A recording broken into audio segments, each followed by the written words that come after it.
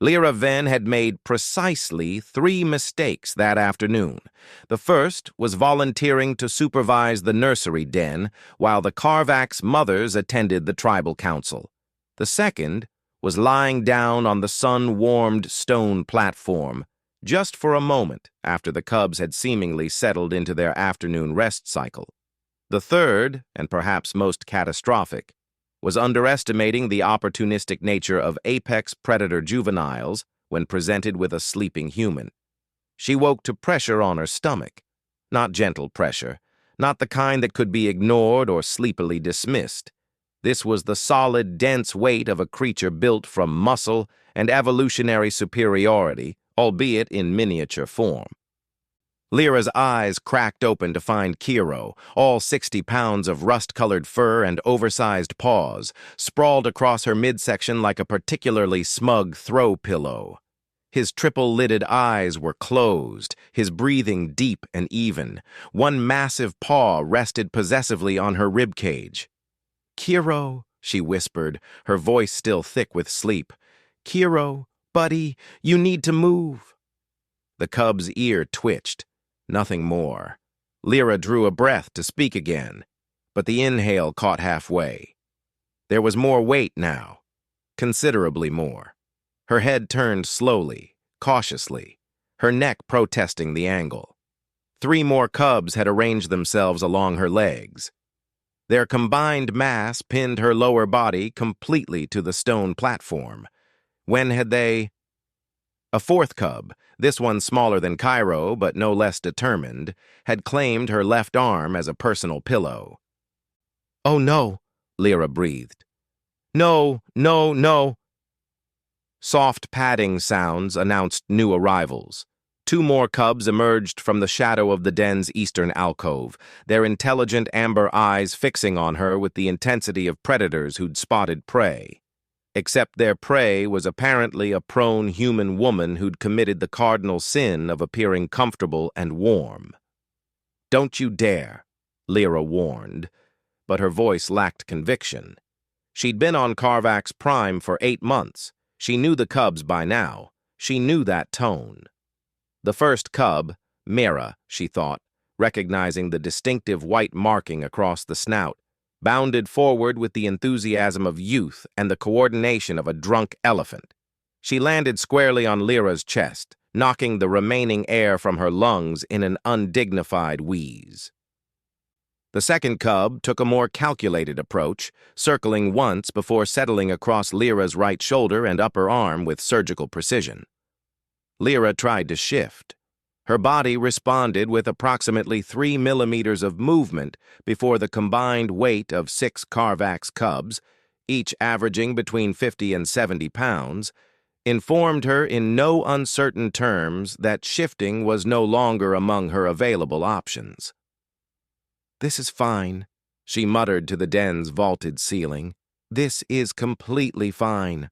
I am a trained xenobiologist. I have handled far more dangerous situations than being pinned by adorable apex predators." Kiro's rumbling purr suggested he disagreed with her assessment of danger levels. The truth was, Lyra had written extensively about Carvax behavior patterns. She'd published 3 papers on their social structures. She understood, intellectually, that the cubs were demonstrating pack-bonding behavior, that her elevated body temperature made her an ideal heat source, that her prone position triggered their instinctive pile-sleeping patterns. Understanding did not translate to freedom. She tried lifting her left arm. The cub, using it as a pillow, cracked one eye open, a look of such profound betrayal that Lyra immediately aborted the movement. "Sorry," she whispered automatically, then cursed herself, apologizing to a cub for attempting to reclaim her own arm. The research council would never let her live this down.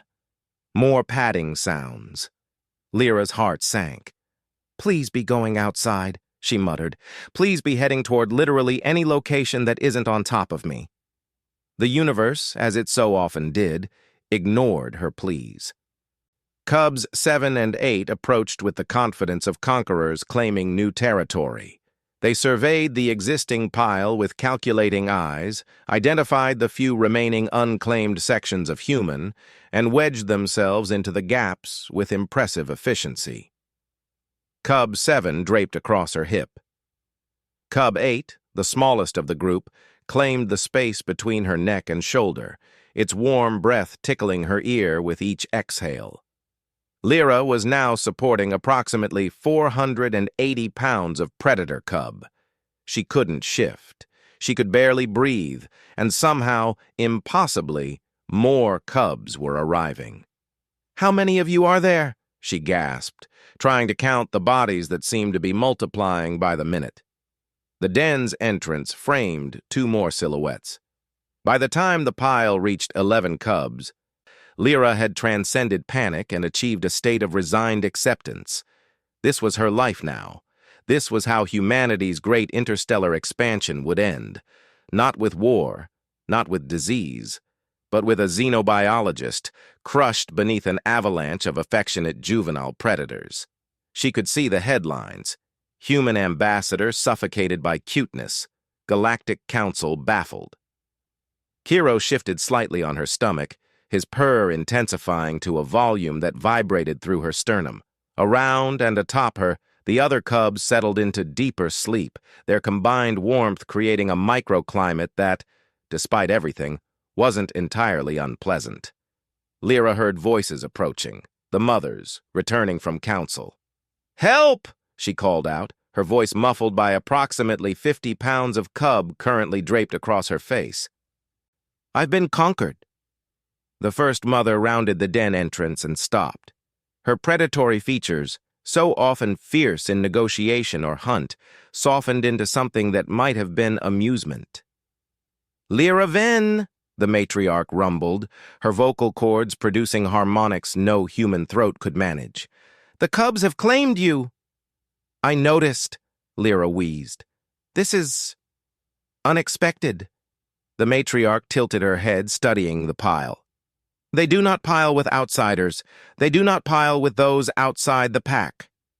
Other mothers gathered at the entrance now, their reactions ranging from surprise to something that looked suspiciously like pride.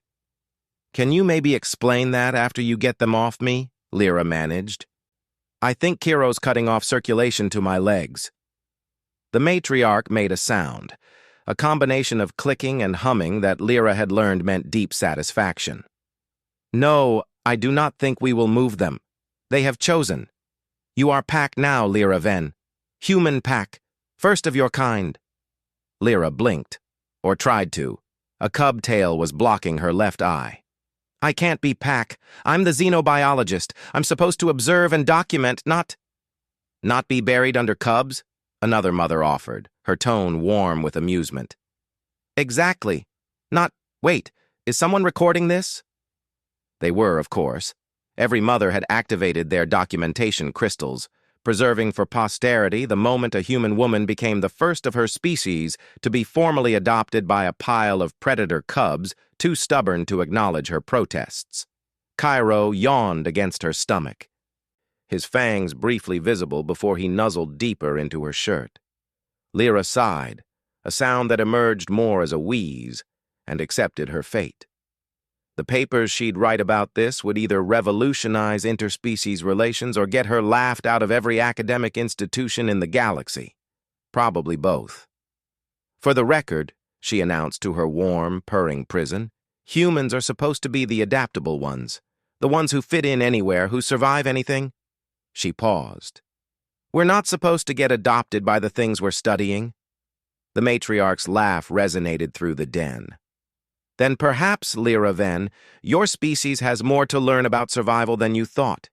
Here, to survive is to belong. The cubs have decided you belong. Who are you to argue with predators?" Who indeed? Lyra closed her eyes, surrendered to the weight and warmth, and wondered if the Galactic Human Embassy had a protocol for this. Probably not. Humans excelled at improvisation, after all. Even when that improvisation involved becoming a nap platform for 11 predator cubs who'd decided she was pack. Especially then,